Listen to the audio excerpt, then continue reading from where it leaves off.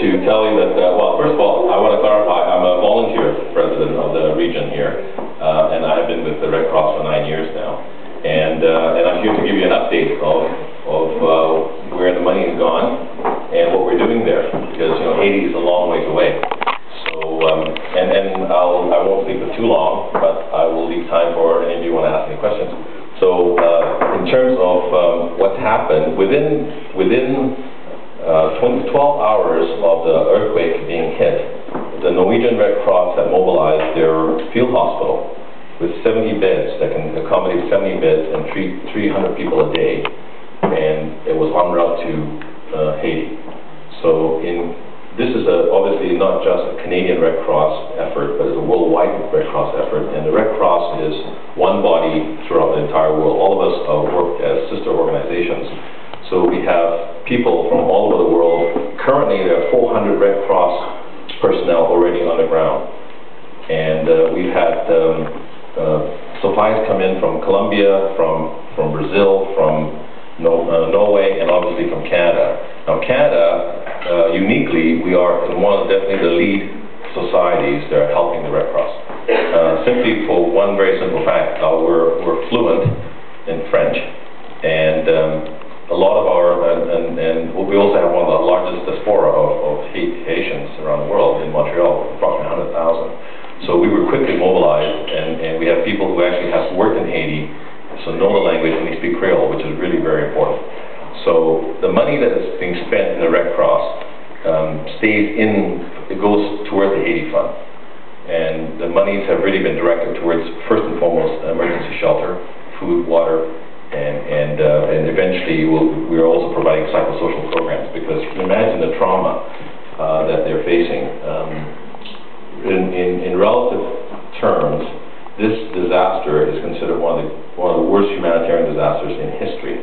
The tsunami had set incredible devastation, but the UN estimates that this devastation will actually produce far greater loss of life and more people affected, because the earthquake was so high above ground, and approximately 3 million people will be affected, and that's not counting the rest of the country. So this is a country that's been absolutely devastated, where not only are the basic relationships that have been damaged, but the institutions that provide those communities have also been wiped out. So the UN facility, I think all of you watch TV, you can see that, but also our Red Cross facility also was damaged. We had 1,000 volunteers that just dispersed, so we had to get them back. But for the other things what we are doing is that there's going to be more aid arriving. Over 176 tons of aid have already arrived from the Canadian Red Cross, which is an enormous amount of product. And we're currently reaching 200,000 people a day with water, and we're expected to double that in the next 48 hours. So we're producing right now close to 500,000 liters of water, and that is the first most important thing you need to do, because without that you can't get, the loss of life is just so quick.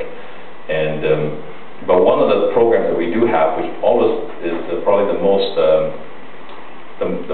for me, the most emotionally powerful program that we have, is our Restoring Family Links. And this has been a program that the Red Cross has been doing since World War I. And actually, arguably even sooner than that, but not in such an organized fashion. So today, we already have 24,000 people registered on our website and in our database, and 1,900 people have already been found. And this is something that happens around the world, and they have, I've seen the database, the archives, going back to going back the last 100 years, and during the Second World War, they had 5 million names. It's really astonishing, the database that they have in Geneva. It's just an incredible sight. So I'm taking this opportunity to tell you a little bit about the Red Cross, tell you about where your money would be going, tell you a little bit about what we're going to do. But the other thing also is a message that this is also, there is one of the things that I spoke to Haitian yesterday, and the incredible thing that he struck me with was the resilience of the people, that despite all they've gone through, they have incredible hope, and that he looks at it as an opportunity for renewal, that they have to move forward. So that is just something to the human spirit.